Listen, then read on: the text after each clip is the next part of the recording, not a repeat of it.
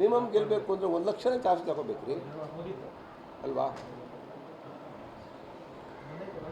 ಹಾಗಾಗಿ ಗೊತ್ತಿಲ್ಲ, ಮತದಾರನ ಗುಪ್ತ ಮತದಾನ,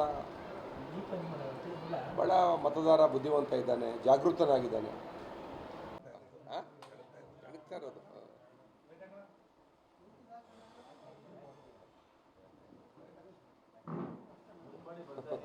ಇದೇನು ಕಾಣಿಸಲ್ಲ ಬಿಡೋ ಕುತ್ಕೊಳ್ರಿ.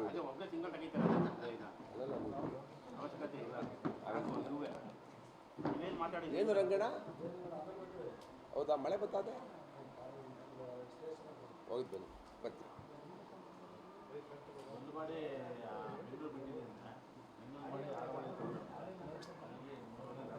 5 ಗಂಟೆ ಆಗುತ್ತೆ.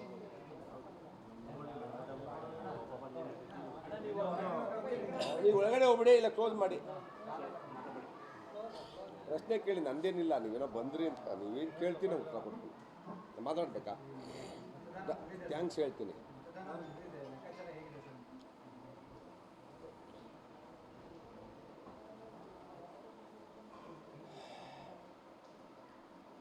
ರೆಡಿನಾ?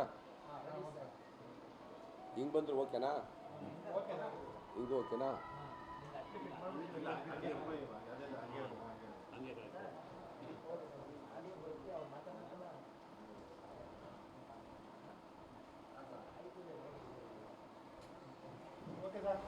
ಬಾ ನೋಡು, ಈ ಕಡೆ ಹಾಕೋ, ನೋಡೋ ಬರುತ್ತಾ ಚೇರಾಕ್ದಂಗೆ ಮುಂದೆ ಇಲ್ಲಿ ಬಂದು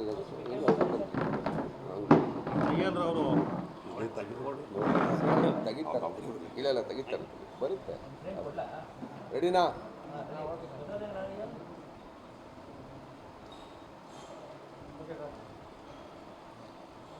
ಚನ್ನಪಟ್ಟಣ ತಾಲೂಕಿನ ವಿಧಾನಸಭೆಯ ಉಪಚುನಾವಣೆ ನೆನ್ನೆ ಮುಗಿದಿದೆ.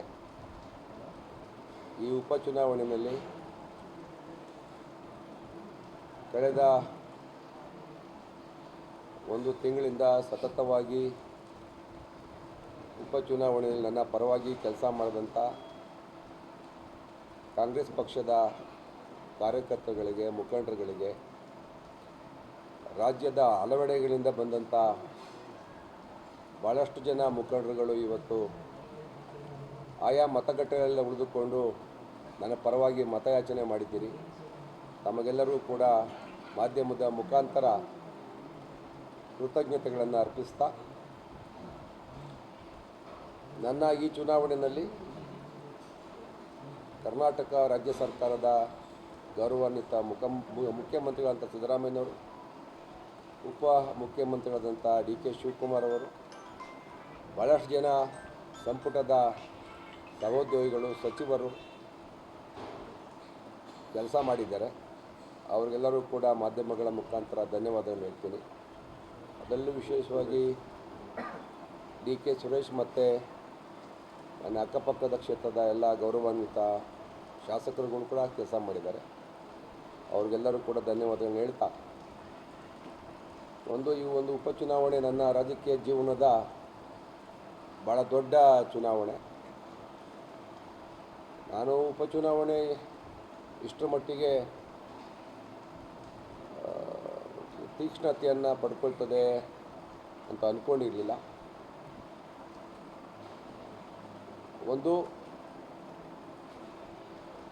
ಕುಮಾರಸ್ವಾಮಿಯವರಿಂದ ತೆರವಾದಂಥ ಸ್ಥಾನ, ಅವರ ಕುಟುಂಬದವರೇ ಉಳಿಸ್ಕೊಳ್ಬೇಕು ಅನ್ನೋ ಒಂದು ಹೋರಾಟ, ಅದರಲ್ಲಿ ರಾಜಕೀಯ ದೈತ್ಯ ನಮ್ಮೆಲ್ಲರಿಗೂ ಹಿರಿಯರಾದಂಥ ದೇವೇಗೌಡರ ಹಠ,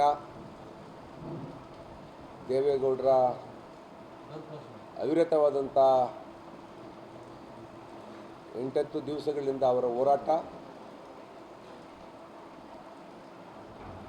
ಜೊತೆಗೆ ಅವರು ಮೊಮ್ಮಗನನ್ನು ಗೆಲ್ಲಿಸಲೇಬೇಕು ಅನ್ನುವ ಒಂದು ಶಪಥ,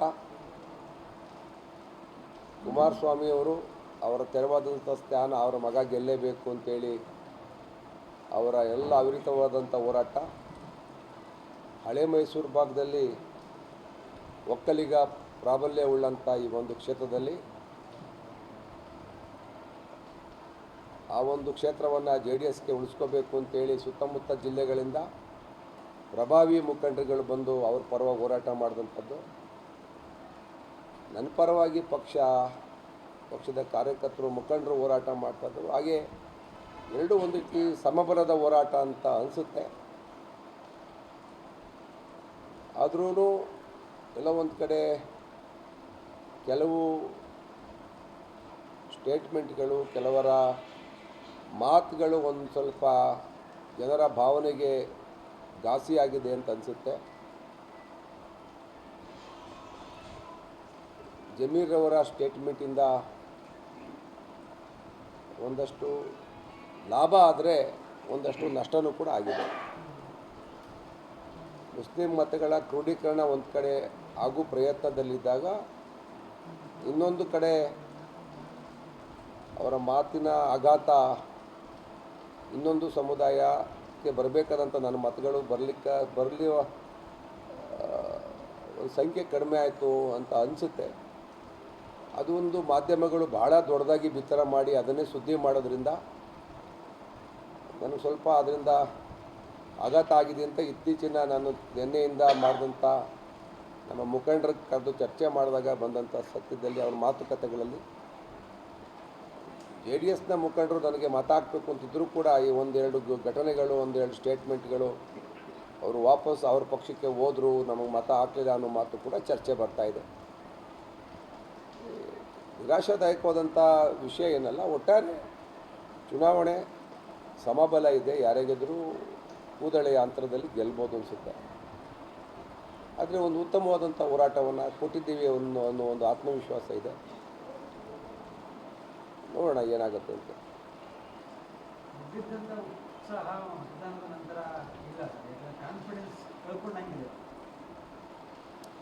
ಸರಿ, ಏನಿಲ್ಲ, ನನಗೆ ಸ್ವಲ್ಪ ಚುನಾವಣಾ ಸಂದರ್ಭದಲ್ಲೇ ಅನಾರೋಗ್ಯ ಆಯಿತು. ಹಾಗಾಗಿ ನನ್ನ ಮಾತುಕತೆ ಸ್ವಲ್ಪ ಕಡಿಮೆನೇ ಆಯಿತು. ಅದು ಏನಾಗುತ್ತೆ ನೋಡಿರಿ, ಒಂದು ದೈತ್ಯ ಶಕ್ತಿ, ಒಂದು ಪಕ್ಷ ಒಕ್ಕಲಿಗರ ಮುಖವನ್ನು ಇಟ್ಕೊಂಡಿರ್ತಕ್ಕಂಥ ಒಂದು ಪ್ರಾದೇಶಿಕ ಪಕ್ಷದ ವಂಶದ ಕುಡಿ ಒಂದು ಕಡೆ. ಕಳೆದ ಚುನಾವಣೆಯಲ್ಲಿ ಕಾಂಗ್ರೆಸ್ ಪಕ್ಷ ಕಳೆದ 2 ವಿಧಾನಸಭಾ ಚುನಾವಣೆಯಲ್ಲೂ ಕೂಡ ಒಂದು ಸಾರಿ ರೇವಣ್ಣವರು 30,000 ತಗೋತಾರೆ, ಇನ್ನೊಂದು ಸಾರಿ ನಮ್ಮ ಕಾಂಗ್ರೆಸ್ ಅಭ್ಯರ್ಥಿ 15,000 ತಗೋತಾರೆ. ಮುಖವನ್ನು ಇಟ್ಕೊಂಡಿರ್ತಕ್ಕಂಥ ಒಂದು ಪ್ರಾದೇಶಿಕ ಪಕ್ಷದ ವಂಶದ ಕುಡಿ ಒಂದು ಕಡೆ. ಕಳೆದ ಚುನಾವಣೆಯಲ್ಲಿ ಕಾಂಗ್ರೆಸ್ ಪಕ್ಷ ಕಳೆದ 2 ವಿಧಾನಸಭಾ ಚುನಾವಣೆಯಲ್ಲೂ ಕೂಡ ಒಂದು ಸಾರಿ ರೇವಣ್ಣವರು 30,000 ತಗೋತಾರೆ, ಇನ್ನೊಂದು ಸಾರಿ ನಮ್ಮ ಕಾಂಗ್ರೆಸ್ ಅಭ್ಯರ್ಥಿ 15,000 ತಗೋತಾರೆ. 15,000 ತಗೊಂಡಿದ್ದಂಥ ಕಳೆದ ವಿಧಾನಸಭಾ ಚುನಾವಣೆಯಲ್ಲಿ ಅಭ್ಯರ್ಥಿ ನಾನು ಬದಲಾವಣೆ ಆಗಿರ್ಬೋದು. ಕಾಂಗ್ರೆಸ್ ಕೂಡ ಗೆಲುವಿನ ಅಂತರ ಭಾಳ ದೂರ ಕ್ರಮಿಸಬೇಕಾದಂಥ, ಭಾಳ ಸ್ಪೀಡ್ ತಗೋಬೇಕಾದಂಥ ಅನಿವಾರ್ಯತೆ ಇದೆ. ಕಳೆದ ಚುನಾವಣೆಯಲ್ಲಿ ನಾನು ಮತ್ತು ಕುಮಾರಸ್ವಾಮಿಯವರ ನೇರ ಸೆಣಸಾಟದಲ್ಲಿ ಕಾಂಗ್ರೆಸ್ ಪಡೆದಂಥ ಮತ 15,000. ಪುನಃ ಅದೇ ಕಾಂಗ್ರೆಸ್ ಚಿಹ್ನೆಯಲ್ಲಿ ಪುನಃ ನಾವು ಗೆಲುವಿನ ಅಂತರ ದಾಟಬೇಕಾದ್ರೆ ಲಕ್ಷಕ್ಕಿಂತ ಹೆಚ್ಚಿಗೆ ಮತಗಳು ತಗೋಬೇಕು. 2,06,000 ಮತಗಳಾಗಿದೆ. 1 ಲಕ್ಷಕ್ಕಿಂತ ಹೆಚ್ಚಿಗೆ ಮತಗಳನ್ನ ತಗೊಂಡ್ರೆ ಗೆಲ್ಲೋದಕ್ಕೆ ಸಾಧ್ಯ ಆಗುತ್ತೆ. 110, 120 ಈ ರೀತಿ ಮತ ತಗೋಬೇಕು. ನಾನು ಇಲ್ಲಿವರೆಗೂ ತಗೊಂಡಿರೋ ಮತ ಕೇವಲ ಎಲ್ಲ ಚುನಾವಣೆಗಳಲ್ಲೂ 80,000. ನಾನು ಅತಿ ಹೆಚ್ಚು ಮತ 85,000 ತೊಗೊಂಡಿದ್ದೀನಿ. 85,000 ನನಗೆ ಕ್ರೋಢೀಕೃತ ಮತಗಳು ಎಲ್ಲ ಚುನಾವಣೆಗಳಲ್ಲೂ. ಕಳೆದ ಚುನಾವಣೆಯಲ್ಲಿ ನಾನು ತೊಗೊಂಡಿದ್ದು 85,000. ಅದು ಈಗ ಚಿಹ್ನೆ ಬದಲಾವಣೆ ಆಗಿದೆ. NDA ನಿಲ್ಲ, ನಾನು ಇವಾಗ ಕಾಂಗ್ರೆಸ್ನ ಏಕೈಕ ಅಭ್ಯರ್ಥಿ ಆಗಿದ್ದೀನಿ. ಅವು 2 ಪಕ್ಷಗಳು ಸೇರಿಕೊಂಡಿದೆ. ಈ ತಾಲೂಕಲ್ಲಿ ನಾವೇನೇ ಒಂದಷ್ಟು ಕಳೆದ 15 ವರ್ಷಗಳಿಂದ BJP ಮತಗಳನ್ನು ಹೆಚ್ಚಾಗಲಿಕ್ಕೆ ಪ್ರಯತ್ನ ಪಟ್ಟಿದ್ದು. ಹಾಗಾಗಿ BJP ಮತ್ತು JDS ಕಾಂಬಿನೇಷನ್ ಇಲ್ಲಿ ಚೆನ್ನಾಗಿ ವರ್ಕೌಟ್ ಆಗುತ್ತೆ. ಹಳೆ ಮೈಸೂರು ಭಾಗದಲ್ಲಿ ನಿಮಗೊತ್ತು, ಪಾರ್ಲಿಮೆಂಟಲ್ಲೂ ಅತಿ ಹೆಚ್ಚು ಸೀಟ್ಗಳನ್ನು ಗೆದ್ದರು. ಆ ಕಾಂಬಿನೇಷನ್ ಮುಂದೆ ಏಕಾಂಗಿಯಾಗಿ ಕಾಂಗ್ರೆಸ್ ಎಷ್ಟು ಹೋರಾಟ ಮಾಡುತ್ತೆ ಇರೋದು ಪ್ರಶ್ನೆ. ಹಾಗಾಗಿ ನಾವು ಗೆಲ್ತೀವಿ, ನಮ್ಮ ಕಾರ್ಯಕರ್ತರಲ್ಲಿ ಉತ್ಸಾಹ ಹುಮ್ಮಸ್ಸು ತುಂಬಕ್ಕೋಸ್ಕರ ಗೆಲ್ತೀವಿ ಅನ್ನೋ ಸಮಾಧಾನ ಮಾತಾಡೋದು ಕೂಡ ಸಮಬಲದ ಹೋರಾಟ ಇದೆ. ನಾನೇನು ಸೋಲು ಒಪ್ಕೊಬಿಟ್ಟೆ ಅಂತ ನೀವು ಯಾರು ಬಿಂಬಿಸಬೇಡಿ. ಸಮಬಲದ ಹೋರಾಟ ಇದೆ. ಯಾರಿಗೆದ್ರೂ ಫೋಟೋ ಫಿನಿಶ್ ಅಂತೀವಲ್ಲ, ಆ ಥರ ಚುನಾವಣೆಯಲ್ಲಿ ಆಗ್ಬೋದು. ಪ್ರತಿ ಚುನಾವಣೆಯಲ್ಲಿ ನಿಮ್ಮ ಚುನಾವಣೆಯಲ್ಲಿ ಯೋಗೇಶ್ವರ ಅವರ ಒಂದು ಹೋರಾಟ ಇದೆ.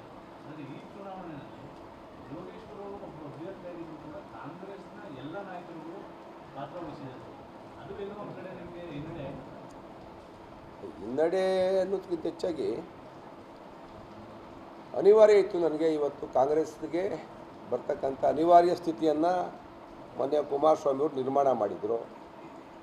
ನಾನು ಅನಿವಾರ್ಯವಾಗಿ ನಾನು ಕಟ್ಟಿದಂಥ ಪಾರ್ಟಿನ ಬಿಟ್ಟುಬಿಟ್ಟು ಇವತ್ತು ನನ್ನ ಮೂಲ ಪಕ್ಷ ಕಾಂಗ್ರೆಸ್ಗೆ ಬರಬೇಕಾಗಿ ಬಂತು.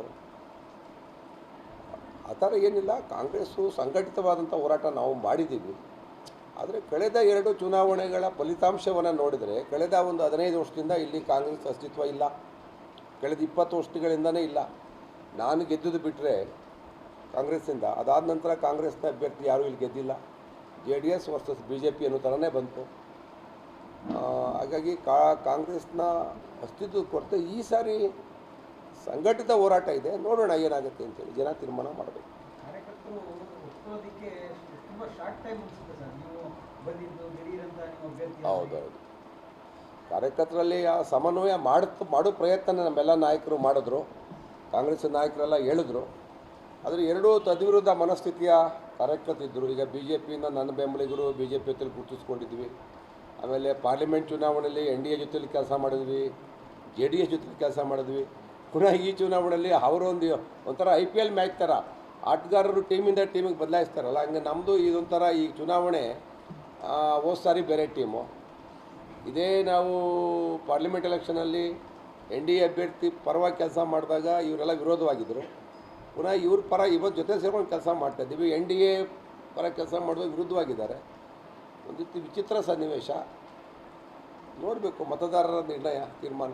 ಆಡಳಿತ ಪಕ್ಷ ಕಾಂಗ್ರೆಸ್ ಇರೋದ್ರಿಂದಾಗಿ ಗ್ಯಾರಂಟಿಗಳು ಕೂಡ ಇದೆ, ಸಾಕಷ್ಟು ಯೋಜನೆಗಳಿದೆ ಕಾಂಗ್ರೆಸ್, ಇವು ಕೈ ಹಿಡಿದಿಲ್ಲ ಅಂತ ಅನ್ಸುತ್ತೆ. ಇಲ್ಲ, ಆ ಥರ ಇಲ್ಲ. ನನಗೆ ಅದು ಒಳ್ಳೆಯ ಭಾವನೆ ಇದೆ. ಆಡಳಿತ ಪಕ್ಷ ಇದೆ, ಗ್ಯಾರಂಟಿಗಳು ಕೈ ಹಿಡಿದಿದೆ, ಅವ್ರು ಮಾಡ್ತಕ್ಕಂಥ ಅದೇ ಹೇಳಿಲ್ವ. ಈಗ ಈ ಸರ್ಕಾರದ ಇದೊಂದು ಪ್ರಿಪ್ರೇಟರಿ ಎಕ್ಸಾಮಿನೇಷನ್ ಅಂತೀವಲ್ಲ, ಹಂಗೆ ಸರ್ಕಾರದ ಯೋಜನೆಗಳು, ಅವರ ಗ್ಯಾರಂಟಿಗಳು, ಅದಕ್ಕೆಲ್ಲ ಪೂರಕವಾಗಿ ಈ ಚುನಾವಣೆ ರಿಸಲ್ಟು ಅದೆಲ್ಲ ಸರಿ ತಪ್ಪು ಅನ್ನೋದನ್ನು ತೀರ್ಮಾನ ಮಾಡುತ್ತೆ. ಯೋಗೇಶ್ವರ್ ಅವರ ಲೆಕ್ಕಾಚಾರ ಏನಾದರೂ ತಪ್ಪಿದೆಯಾ ಸರ್? ನಾವು ನೋಡ್ರಿ, ನಮಗಿದ್ದಂಥ ಕಾಲಾವಧಿಯಲ್ಲಿ ನಮ್ಮದೆಲ್ಲ ಹೋರಾಟ ಮಾಡಿದ್ದೀವಿ. 2 ಪಕ್ಷದ ಮುಖಂಡರುಗಳು ಹೋರಾಟ ಮಾಡಿದ್ದೀವಿ. ಅದರಲ್ಲಿ ಯಾವುದೇ ಅನುಮಾನ ಇಲ್ಲ. ಲೆಕ್ಕಾಚಾರ ಅಂದರೆ ಲೆಕ್ಕಾಚಾರ ಮಾಡೋರು ಮತದಾರರಲ್ವಾ. ಇವತ್ತು ನಾವು ಏನೇ ಮಾಡ್ಬೋದು, ಅವರು ಹೋರಾಟ ಮಾಡಿದ್ದಾರೆ, ನಾವು ಹೋರಾಟ ಮಾಡಿದ್ವಿ, 2 ಪಕ್ಷಗಳು ಪ್ರಬಲ ಹೋರಾಟ ಮಾಡಿದ್ದೀವಿ. ಆದರೆ ಅವ್ರದ್ದೊಂದಂದರೆ ದೇವೇಗೌಡರು ಒಂದು ದೈತ್ಯ ಶಕ್ತಿ. ನಾವು ಏನೇ ಹೇಳಿದ್ರು ದೇವೇಗೌಡರಿಗೆ ಬೈದರೆ ಸಹಿಸ್ಕೋದೇ ಇರ್ತಕ್ಕಂಥ ಸಮುದಾಯ ಒಂದಿದೆ, ಕುಮಾರಸ್ವಾಮಿ ಬೈದರೆ ಸಹಿಸ್ಕೋದೇ ಇರ್ತಕ್ಕಂಥ ಸಮುದಾಯ ಒಂದಿದೆ. ಅದರಲ್ಲೂ ಅವ್ರನ್ನ ನೇರ ಟೀಕೆ ಮಾಡಿದಾಗ ಒಟ್ಟಾರೆ ಸಮುದಾಯ ಏನಾದ್ರು ಕ್ರೋಢೀಕರಣ ಆಗಿಬಿಟ್ಟಿದ್ರೆ ನಮಗೆ ತೊಂದರೆ ಆಗ್ಬೋದು. ಜೊತೆಗೆ ಅವರು ಒಂದು ಪ್ರಾದೇಶಿಕವಾಗಿ ಆ ನೆಲೆಗಟ್ಟಿಟ್ಕೊಂಡೇ ಬಂದವರು. ನೋಡಿ, ಪಾರ್ಲಿಮೆಂಟ್ ಚುನಾವಣೆಯಲ್ಲಿ JDS BJP ಒಂದಾದ ಮೇಲೆ ಕಾಂಗ್ರೆಸ್ಗಿಂತ 25,000 ಲೀಡ್ ಬಂದಿತ್ತು. ಕಾಂಗ್ರೆಸ್ಸಿನ ಸ್ಥಿತಿನೂ ಅಷ್ಟು ಫೇವರಬಲ್ ಆಗಿ ಇರಲಿಲ್ಲ ಇಲ್ಲಿ. ಅಂಥದ್ದು ನಾನು ಒಂದು 2 ಸಾರಿ ಗೆದ್ದಿದ್ದೀನಿ ಕಾಂಗ್ರೆಸ್ಸಿಂದ. ಆದರೆ ನಾನು ಪಾರ್ಟಿ ಬಿಟ್ಟ ಮೇಲೆ ಇಲ್ಲಿ ಚೇತರಿಸ್ಕೊಂಡಿರಲಿಲ್ಲ. ಪಾರ್ಲಿಮೆಂಟ್ ಚುನಾವಣೆಯಲ್ಲಿ ಸುರೇಶ್ ಅವರು ಒಂದಷ್ಟು ಮತ ಬಂದಿತ್ತು. ಅದು ಬೇರೆ ಬೇರೆ ಕಾರಣಕ್ಕೆ ದೇವೇಗೌಡರ ವಿರೋಧಿ ಮತ ಹಾಕ್ತಿರೋಲ್ಲ ಸುರೇಶ್ಗೆ ಹಾಕಿರ್ತಾರೆ. ಪಾರ್ಲಿಮೆಂಟ್ ಚುನಾವಣೆ ಬೇರೆ, ವಿಧಾನಸಭಾ ಚುನಾವಣೆ ಬೇರೆ, ಇದು ಉಪಚುನಾವಣೆ. ಏನು ಆತ್ಮವಿಶ್ವಾಸ ಏನು ಕುಗ್ಗಿಲ್ಲ. ಪೊಲಿಟಿಕಲ್ ಅನಾಲಿಸಿಸ್ ಮಾಡುವಾಗ ಸಮಾನವಾಗಿ ನಾವು ಯೋಚನೆ ಮಾಡಿದಾಗ ಈಗೂ ಆಗಿರ್ಬೋದು. ಯೋಗೇಶ್ವರ್ ಕೂಡ ಅದೇ ಸಮುದಾಯಕ್ಕೆ ಸೇರ್ತಾರೆ.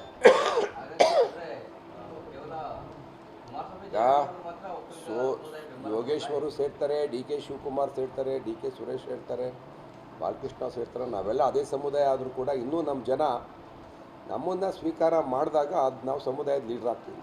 ಇನ್ನೂ ಅವ್ರ ಕುಟುಂಬಕ್ಕೆ ನಮ್ಮ ಸಮುದಾಯ ಅಂಟ್ಕೊಂಡಿದೆ. ನೋಡೋಣ ಈ ಚುನಾವಣೆ ಫಲಿತಾಂಶ ಆದಮೇಲೆ ಏನಾಗುತ್ತೆ. ಸರ್, ನಿಮ್ಮ ಪ್ರತಿಯೊಂದು ಚುನಾವಣೆಯಲ್ಲೂ ಕೂಡ ನೀವು ಯಾವಾಗಲೂ ಕೂಡ ನಾವು ಗೆಲ್ತೀವಿ ಅಂತ ಎಲ್ಲೂ ಹೇಳೋದಿಲ್ಲ. ನೋಡ್ರಿ, ಇದು ಒಂದು ತಂತ್ರಗಾರಿಕೆ ಇಲ್ಲ ರೀ. ನೋಡಿರಿ, ನಾನು 2 ಚುನಾವಣೆ ಲಾಸ್ಟ್ ಸೋತಿಲ್ವೇನ್ರಿ? ನಾನು ತಂತ್ರಗಾರಿಕೆ ಎಲ್ಲಿದ್ದೇವೇನ್ರಿ? ನಾನು ಚುನಾವಣೆ ಲಾಸ್ಟ್ ಟೈಮ್ 2 ಚುನಾವಣೆ ಸೋತಿದ್ದೇನೆ. ಸೋಲ್ತೀವಿ ಅಂತಲೇ ಹೇಳಿದ್ದೀನಿ, ಗೆಲ್ತೀವಿ ಅಂತ ಹೇಳಿಲ್ಲ. ನಾನು ಮನಸ್ಸಲ್ಲಿ ಬಂದ ಭಾವನೆಗೆ ಹೇಳಿದ್ದೀನಿ. ಅದು ಹೆಂಗೆ ಬೇಕಾದ್ರೆ ರಿಸಲ್ಟ್ ಆಗ್ಬೋದು. ಈಗ ಲಾಸ್ಟ್ 2 ಚುನಾವಣೆನ ನಾನು ಸೋತೇ ಇದ್ದೀನಿ. ನಾನೆಲ್ಲ ಚುನಾವಣೆಗಳನ್ನು ಗೆಲ್ತೀನಿ ಅಂತ ಹೇಳಿದ್ದೆ, ಸೋಲ್ತೀನಿ ಅಂತ ಹೇಳಿದ್ದೀನಿ, ಸೋತೂ ಇದ್ದೀನಿ. ನಮ್ಮ ಕಾರ್ಯಕರ್ತರ ಮುಖಂಡರುಗಳಿಗೆ ಈ ಚುನಾವಣೆ ಆದಮೇಲೆ ಈ ಜೂಜು ಗ್ಯಾಮ್ಲಿಂಗ್ ಯಾರು ಆಡಬೇಡ್ರಪ್ಪ, ಸುಮ್ಮನೆ ಎಲ್ಲ ಅನಾವಶ್ಯಕವಾಗಿ ಇವೆಲ್ಲ ನ್ಯೂಸೆನ್ಸು, ಕಾನೂನು ವಿರುದ್ಧವಾದಂಥ ವಿಚಾರ ಇವೆಲ್ಲ. ಈಗ ಕಾನೂನಿಗೆ ತಪ್ಪು. ಇದೇನಾಗುತ್ತೆ, ಎಮೋಷನಲಾಗಿ ಜನ ಏನೋ ತಪ್ಪು ಮಾಡ್ಕೊಂಬಿಡ್ತಾರೆ. ಈಗ ನಾನು ಸೋತಿರೋನಲ್ಲ, ನಾನು 2 ಸಲ ಸೋತಿದ್ದೀನಿ. ನಿಖಿಲ್ ಕುಮಾರಸ್ವಾಮಿ ಅವರು 2 ಸಾರಿ ಸೋತಿದ್ದಾರೆ. ಆದರೆ ಅದೇನಾಗಿದೆ ಅವ್ರಿಗೆ, ಇಡೀ ರಾಜ್ಯದಲ್ಲಿ ಹಳೆ ಮೈಸೂರು ಭಾಗ ಎಲ್ಲ ಬಂದು ಚುನಾವಣೆ ಮಾಡಿದ್ರು. ಪಕ್ಷದ ಮುಖಂಡರುಗಳು ಹೋರಾಟ ಮಾಡಿದ್ದೀವಿ, ಅದರಲ್ಲಿ ಯಾವುದೇ ಅನುಮಾನ ಇಲ್ಲ. ಲೆಕ್ಕಾಚಾರ ಅಂದರೆ ಲೆಕ್ಕಾಚಾರ ಮಾಡೋರು ಮತದಾರರಲ್ವಾ. ಇವತ್ತು ನಾವು ಏನೇ ಮಾಡ್ಬೋದು, ಅವರು ಹೋರಾಟ ಮಾಡಿದ್ದಾರೆ, ನಾವು ಹೋರಾಟ ಮಾಡಿದ್ವಿ, 2 ಪಕ್ಷಗಳು ಪ್ರಬಲ ಹೋರಾಟ ಮಾಡಿದ್ದೀವಿ. ಆದರೆ ಅವ್ರದ್ದೊಂದು ಅಂದರೆ ದೇವೇಗೌಡರು ಒಂದು ದೈತ್ಯ ಶಕ್ತಿ. ನಾವು ಏನೇ ಹೇಳಿದ್ರು ದೇವೇಗೌಡರಿಗೆ ಬೈದರೆ ಸಹಿಸ್ಕೋದೇ ಇರ್ತಕ್ಕಂಥ ಸಮುದಾಯ ಒಂದಿದೆ, ಕುಮಾರಸ್ವಾಮಿ ಬೈದರೆ ಸಹಿಸ್ಕೋದೇ ಇರ್ತಕ್ಕಂಥ ಸಮುದಾಯ ಒಂದಿದೆ. ಅದರಲ್ಲೂ ಅವ್ರನ್ನ ನೇರ ಟೀಕೆ ಮಾಡಿದಾಗ ಒಟ್ಟಾರೆ ಸಮುದಾಯ ಏನಾದ್ರು ಕ್ರೋಢೀಕರಣ ಆಗಿಬಿಟ್ಟಿದ್ರೆ ನಮಗೆ ತೊಂದರೆ ಆಗ್ಬೋದು. ಜೊತೆಗೆ ಅವರು ಒಂದು ಪ್ರಾದೇಶಿಕವಾಗಿ ಆ ನೆಲೆಗಟ್ಟಿಟ್ಕೊಂಡೇ ಬಂದವರು. ನೋಡಿ, ಪಾರ್ಲಿಮೆಂಟ್ ಚುನಾವಣೆಯಲ್ಲಿ JDS BJP ಒಂದಾದ ಮೇಲೆ ಕಾಂಗ್ರೆಸ್ಗಿಂತ 25,000 ಲೀಡ್ ಬಂದಿತ್ತು. ಕಾಂಗ್ರೆಸ್ಸಿನ ಸ್ಥಿತಿನೂ ಅಷ್ಟು ಫೇವರಬಲ್ ಆಗಿ ಇರಲಿಲ್ಲ ಇಲ್ಲಿ. ಅಂಥದ್ದು ನಾನು ಒಂದು 2 ಸಾರಿ ಗೆದ್ದಿದ್ದೀನಿ ಕಾಂಗ್ರೆಸ್ಸಿಂದ. ಆದರೆ ನಾನು ಪಾರ್ಟಿ ಬಿಟ್ಟ ಮೇಲೆ ಇಲ್ಲಿ ಚೇತರಿಸ್ಕೊಂಡಿರಲಿಲ್ಲ. ಪಾರ್ಲಿಮೆಂಟ್ ಚುನಾವಣೆಯಲ್ಲಿ ಸುರೇಶ್ ಅವರು ಒಂದಷ್ಟು ಮತ ಬಂದಿತ್ತು. ಅದು ಬೇರೆ ಬೇರೆ ಕಾರಣಕ್ಕೆ ದೇವೇಗೌಡರ ವಿರೋಧಿ ಮತ ಹಾಕ್ತಿರೋಲ್ಲ, ಸುರೇಶ್ಗೆ ಹಾಕಿರ್ತಾರೆ. ಪಾರ್ಲಿಮೆಂಟ್ ಚುನಾವಣೆ ಬೇರೆ, ವಿಧಾನಸಭಾ ಚುನಾವಣೆ ಬೇರೆ, ಇದು ಉಪಚುನಾವಣೆ. ಏನು ಆತ್ಮವಿಶ್ವಾಸ ಏನು ಕುಗ್ಗಿಲ್ಲ. ಪೊಲಿಟಿಕಲ್ ಅನಾಲಿಸಿಸ್ ಮಾಡುವಾಗ ಸಮಾನವಾಗಿ ನಾವು ಯೋಚನೆ ಮಾಡಿದಾಗ ಈಗೂ ಆಗಿರ್ಬೋದು. ಯೋಗೇಶ್ವರ್ ಕೂಡ ಅದೇ ಸಮುದಾಯಕ್ಕೆ ಸೇರ್ತಾರೆ.